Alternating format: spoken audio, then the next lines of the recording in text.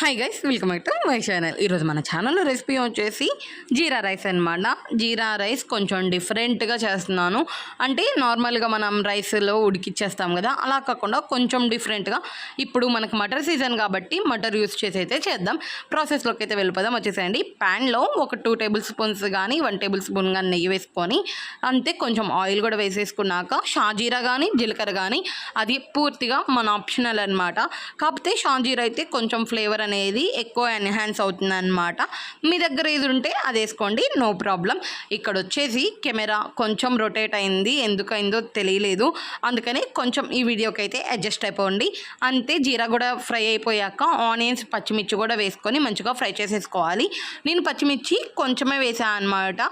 ఎందుకు అంటే మా బాబు తింటాడు కదా, అందుకని కొంచెం వేసాను. మీరు తినేటట్టయితే స్పైసీనెస్ కొంచెం ఎక్కువే వేసుకోండి. మా బాబు తింటాడు కాబట్టి కొంచెం స్పైసీనెస్ తగ్గించుకోవాలని చిన్నగా కొంచెమే వేసాను, అందుకోసం. ఇప్పుడు మటర్ కూడా వేసేసుకొని మంచిగా మటర్ అనేది ఇట్లా ఫ్రై అవ్వాలి. ఫ్రై చేసేసుకున్నాక పసుపు కూడా వేసుకొని ఫ్రై చేసేసుకోవాలి. పసుపు కూడా మొత్తం ఆప్షనల్ అనమాట, మీ ఇష్టం. పసుపు వేసుకుంటే వేసుకోవచ్చు, లేకపోతే లేదు. కాకపోతే కొంచెం డిఫరెంట్గా కలర్ఫుల్గా ఉండడానికి వేసాను నేను. అంటే రైస్ అనమాట, బాస్మతి రైస్ కూడా నేను ఉడికించుకున్నాను. నార్మల్గా మనం ఉడికించుకునేటట్టు కాకుండా బాస్మతి రైస్ ఉడికించుకునేటప్పుడు కొంచెం ఆయిల్ వేసి కనుక ఉడికించుకుంటే పొడి పొడిగా మంచిగా వస్తుందన్నమాట. బాస్మతి రైస్ కూడా వేసుకొని మంచిగా కలుపుకోవాలి.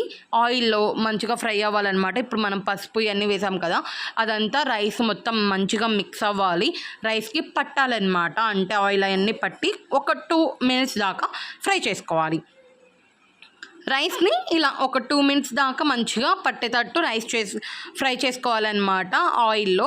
ఇప్పుడు మనం టేస్ట్కి తగ్గట్టు సాల్ట్ అయితే వేసేసుకుంటాము. ఈ స్టేజ్లో మనం సాల్ట్ వేసుకోవాలి. మరీ కలపమన్నాను కదా అని ముద్దగా అయ్యేటట్టు అయితే కలపొద్దు. ఇప్పుడైతే రైస్లో సాల్ట్ కూడా మన టేస్ట్కి తగ్గట్టు అయితే వేసేసుకుందాం. సాల్ట్తో పాటు లైట్గా గరం మసాలా అనమాట, గరం మసాలా కూడా వేసుకొని మంచిగా మిక్స్ చేసేసుకోవాలి.